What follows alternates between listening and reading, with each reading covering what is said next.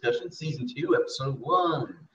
Anyway, so we're gonna open with 30 seconds on non-awakening peace and tranquility. Yes. Maybe yes, we not are. 30 seconds, but 20 seconds, like something 50 like seconds, that. That's up to the director. 5 seconds. That's up to 2 the seconds. director. Action planning isn't important so long as we have an establishment of peace, Yeah. Eden, We primordial. quiet. I would say that that Celeborn's reverie is interrupted by panicked elves fleeing the Dark Rider. Or one remaining panic elf. Well, I would say no. But what if there's more? I see what you're saying. More of them to start with. Yeah. He grabs Celeborn, cutting into the forest, and drags him away. All the other elves get taken. What if they're the 2 sole survivors? If we're gonna show the hunter attack, which we really should, then we should drag Celeborn into it rather than have it happen off screen and just have an elf come back. They got taken. That was our one chance for action. We should totally use it. Yes. Let's go for quality over quantity. It could be 30 seconds, but it had to better be 30 awesome seconds. Yes. Go watch almost any. Did I cut out there for a second? Go watch almost any opening minute and a half from Samurai Jack. It's an old. I'm not joking.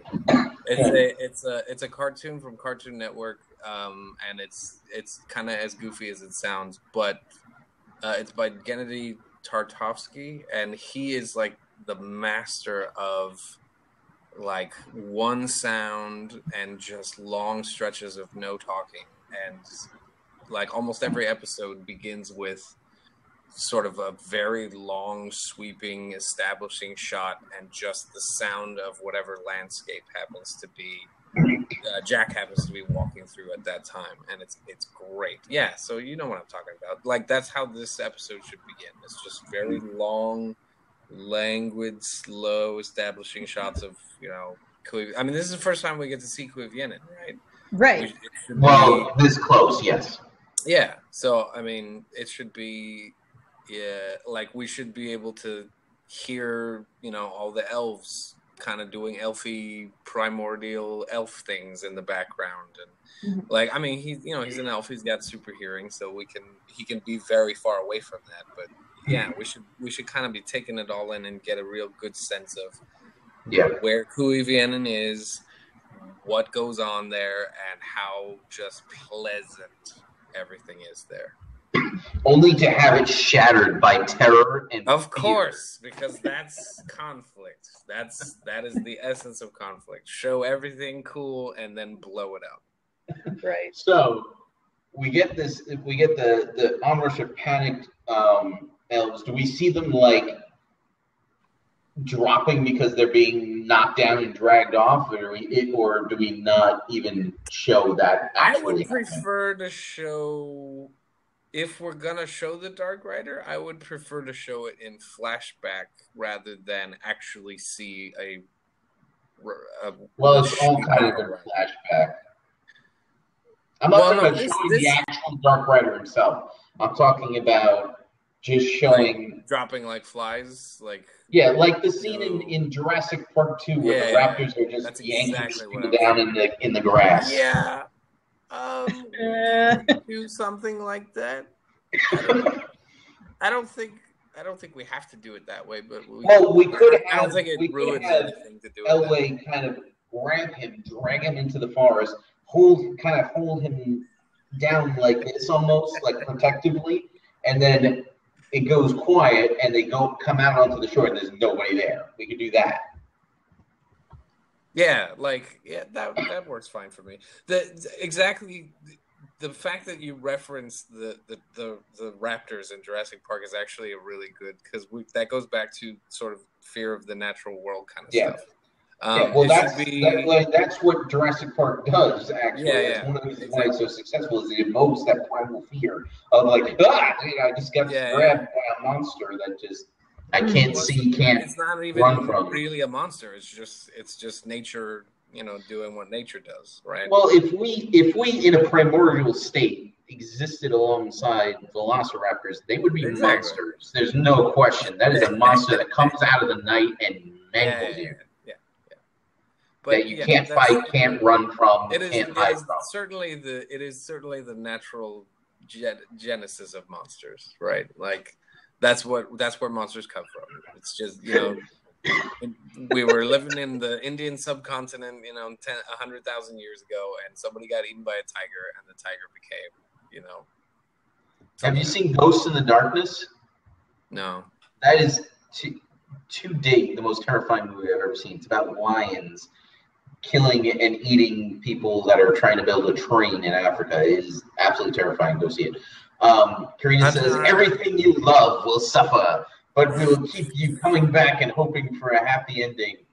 Fruitlessly hoping. Pretty much so. Atan Varno asked if we ever need to see the writer. I think probably yes. Episode 3, I think we've established that we're going to actually see him, follow him to Angband, and mostly discover. Because it needs to kind of set up that they're scared of Orome for a very specific reason. Right. Like it's not just it's a big awe-inspiring god, but they're relating him to what they know. The Dark Rider connects to the Hunter.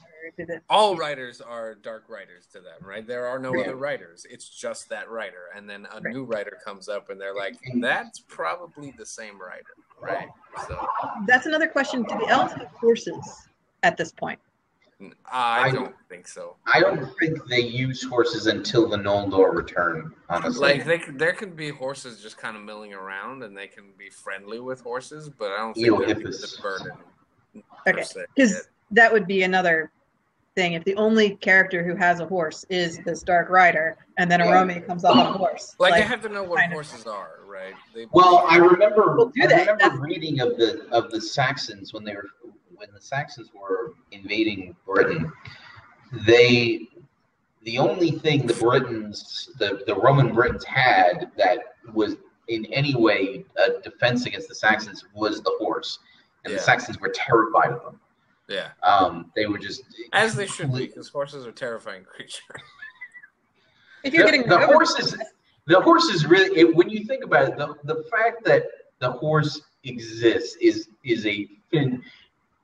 it's either a clear evidence of intelligent design or a fantastic coincidence. This immensely powerful and strong creature will follow you on a rope, like a kitten. It's training, obviously, but like the fact that you can make that happen blows my mind. You can make elephants do that too. I mean, think how they get. That's what I'm saying. Like, why? Well, because it turns out smart animals are social animals. And you bring spirits. Karina says, imagining myself on Trenton the pony, my favorite pony, being mistaken for the Dark Rider. Horses are so cool. Ponies are not better than horses, Karina. Horses are really cool. Ponies are not better. Ponies are very mean because if you put them in with horses, they have to be mean to hold their own against the bigger critters. Yeah. So if you have ponies that only live with other ponies, then they're not so bad. But ponies that live with horses, you don't mess with them. Ponies are like less cool, smaller, slower versions of horses. Now he's being confrontational. Anyway, the point is the elves are not riding around on horses at this point in time. No. Okay. So we show this scene. Then we have to obviously we have to do some talking, because how could you possibly do one of these episodes without some talking? We could not show the hunter in the very first attack scene. I agree. That's what I'm saying. Yeah, definitely no. But sometime we're going to see the hunter. I think that we're in episode 3. That's when we're going to actually see the hunter, the Dark Rider. We have to see him before we see Orome, right? I am the Dark Rider for nothing. No, I don't think we need to see him before we see Orome, because I don't want it to be obvious for the viewers to say, that's nothing like the Dark Rider. How could they possibly mistake him for the Dark Rider? Okay. And are we gonna call him Dark Rider or Hunter? I like Hunter better. Okay. Or are we going to call him Elvish word that hat to the hunter? Because there is that. Tolkien told us what that word is. Yeah. We can. Well, actually, I think I like that better because it makes it. Yeah. It makes it more like it's a monster movie. It makes it more like it's Chupacabra or something like that. Well, the problem is it sounds slightly like Melkor. Slightly. What is it? It starts with an M. I'll look it up. Almost all bad things in Tolkien's world start with an M. I'm aware.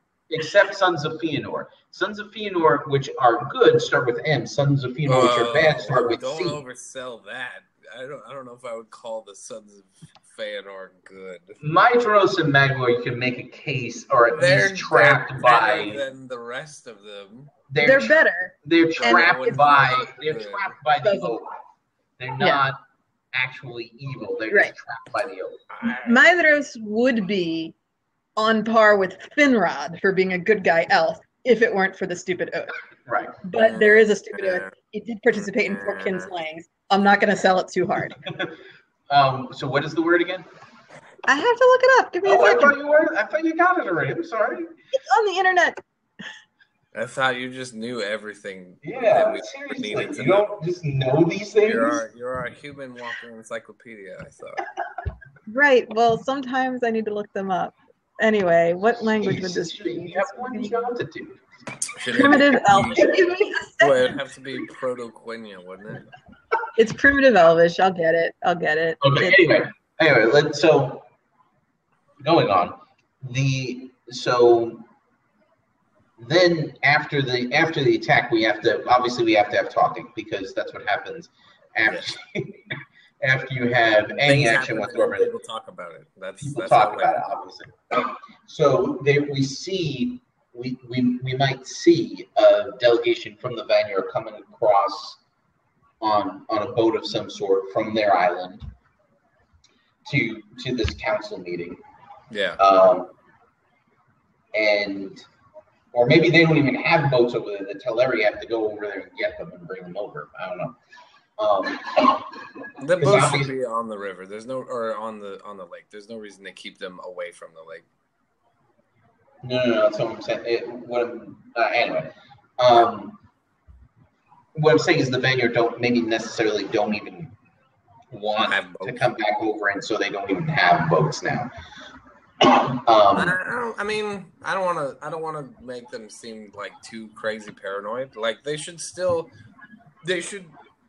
be cautious. They do live on basically the safest. They do wind up living on the safest spot on the planet. I'm just saying.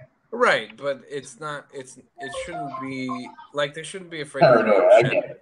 Yeah, no, I understand. Okay, so, but Sparta. That's close to Sparta to not be funny.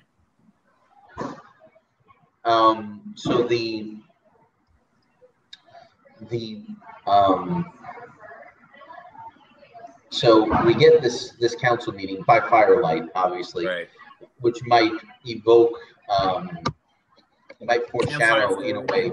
Yeah, it might in a way foreshadow the oath itself, the speech that Fëanor is going to get. That's by torchlight as well, yeah. Right. And so we'll see Elwë making the case that that could be scary sound said in a properly terrifying tone of voice. Would that be spara? The accent on the A? Seems that way. Dandelion. Be scary if you say it right. Dandelion. That sounds like you're cursing lions, though. It's not quite the.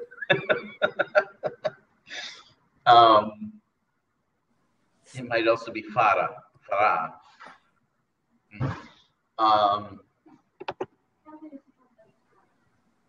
Bubbles. My wife said that everything I say. My wife says that everything I say sounds like it's Italian.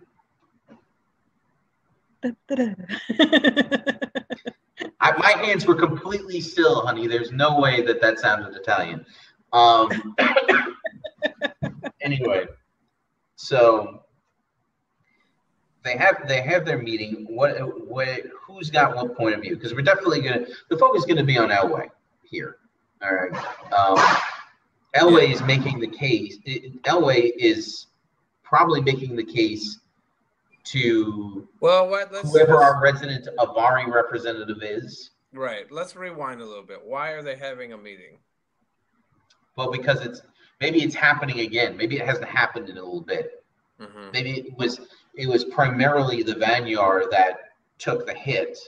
I don't have a word for in the beginning. Well, okay, so maybe it's slowed down for a little bit because Melkor was focusing on preparing for the war. We haven't when we come on to Celeborn, we haven't met Orome and we haven't seen the war yet, right?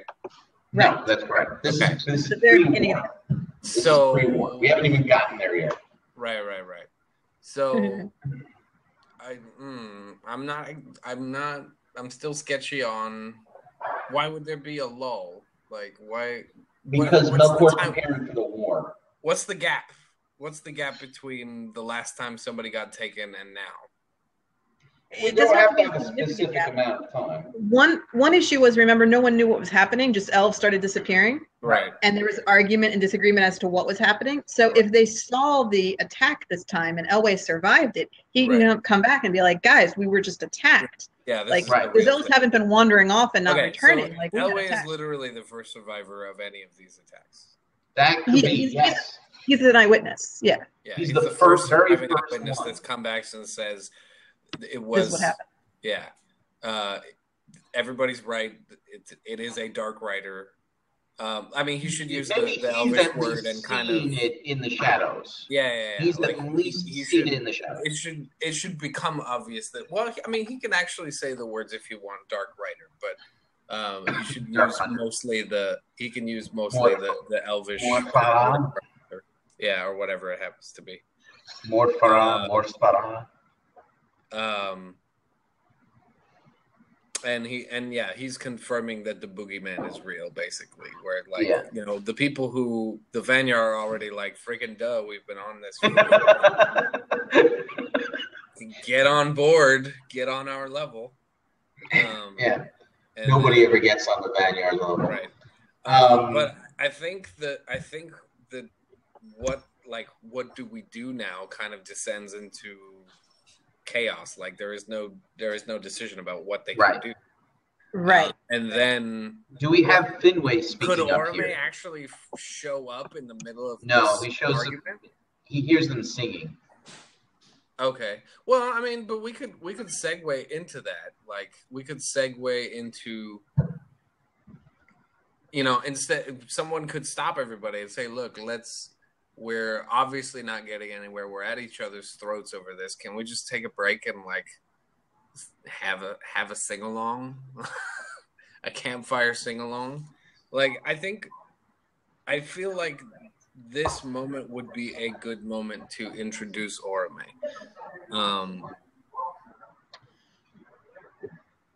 Yeah, we need to kind of go somewhat quickly from elves not knowing what to do about the rider to Orome showing up. Right, because that otherwise it just degenerates into, well, I guess we won't do anything. Let's all go home. Like it doesn't. Well, we can stop. We can stop before we like you said. The meeting can degenerate into people yelling, and then we just cut away from it. We cut away from it. I guess we could. That feels unsatisfying to me, but I don't hate it. Right, that's the point. It's unsatisfying. Yeah, it's unsatisfying for everybody. The people involved are not satisfied. I think you're right. I think we can do that.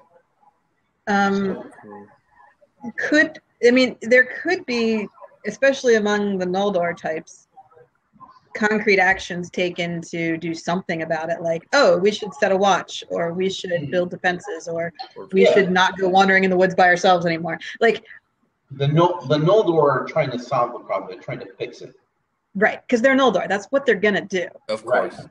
Maybe they suggest fortifying. The buddy system is invented. Yeah.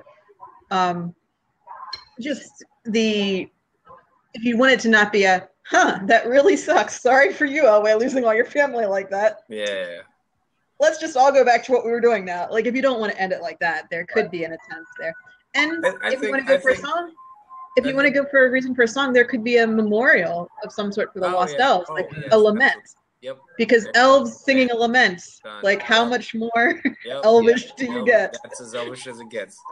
The Vanyar probably wrote it, and the Teleri wrote the musical accompaniment, right?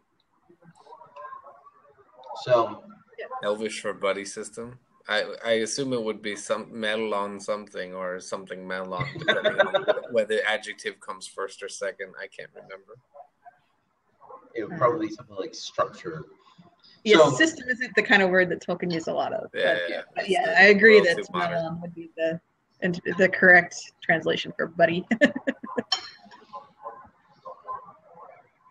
There is a word. Yeah, so that's like that word where we can cut away from the discussion as it's degenerating into shouting, and then maybe the word melon became the word for friend because it was like the password that people use in Koivenin to determine whether the person on the other side of the bush was a friend or foe. Just like the clickers from World War II, the little cricket clickers they used to use. You'd click once, and if the person was a friend, they'd click twice on their clicker, and you go, oh, okay, everything's fine. What a great system. If they didn't click at all, you shot them. If they only clicked once in response, you shot them. Right. And for elves, obviously you're going to use language. So you're going to use the shibboleth method of figuring out if people are on your side or not. Of course. Not the clicker method. So then we... how do we get... So we cut away from it and go to the frame. What do we go to in the frame? I really don't want to do that.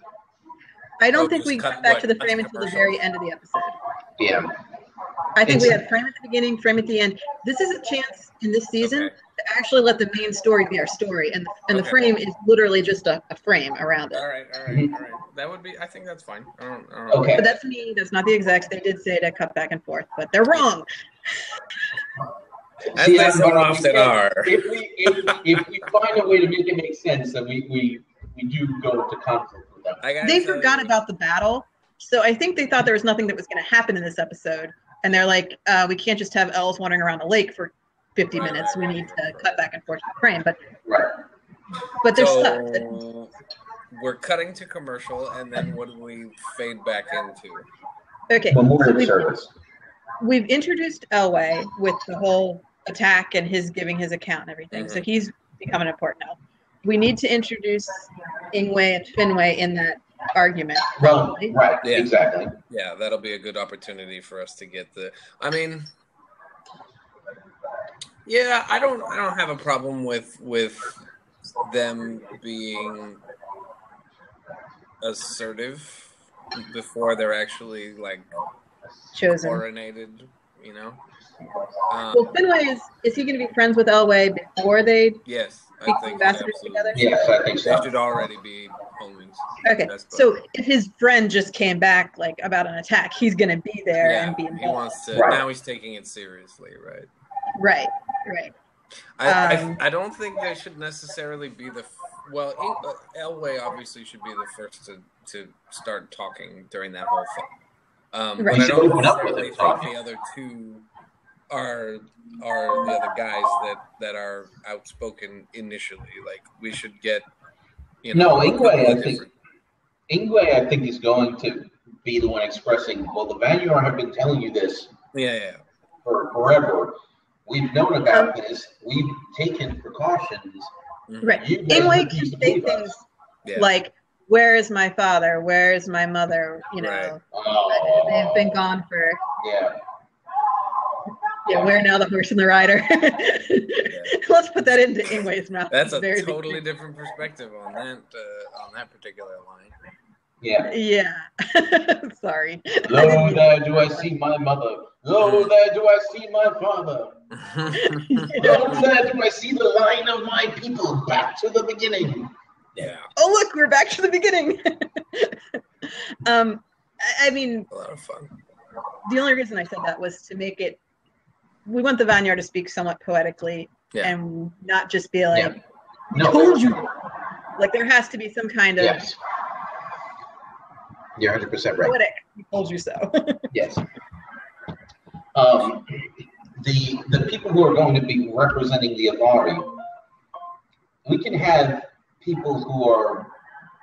I feel like the Teleri who become the Avari do so out of fear. Mm-hmm. The Noldor who become the Avari do so out of skepticism. Yeah. Yes. Out of distrust.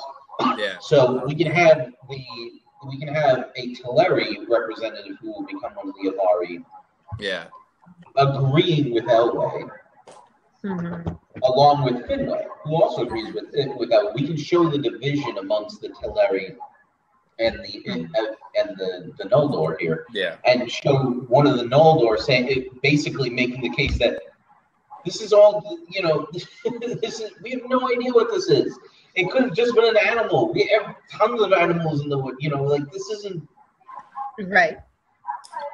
He's not skeptical that people are missing. He's skeptical that there is an intelligence behind it. Yeah. Right. That's the debate because the elves think they're alone. The elves think they're the only ones in the world who it's think. Just us, and that seems like such a Noldor thing. That's a very Noldor perspective. Like, look, it's clearly we're the best at everything. Nobody. Right, but it's also the perspective of humanity, so we can't make too much fun of it because. Well, I mean, I'm being facetious in expressing it, but that is their actual position. Like, they're yes, like, there's nothing else out there that's as. Right. I mean, the Ents are the only thing that come close, right? Mm-hmm. Okay. And we had to teach them how to talk. Hey, Karita, if I want to eat pie, I'm gonna eat pie. I just don't have any pie. But you know what? I'm gonna eat a peach. I have a peach. Let's do that. Let's take a break. I earlier. I don't have any food to eat on camera. Let's take a break real quick. We'll be back in a minute.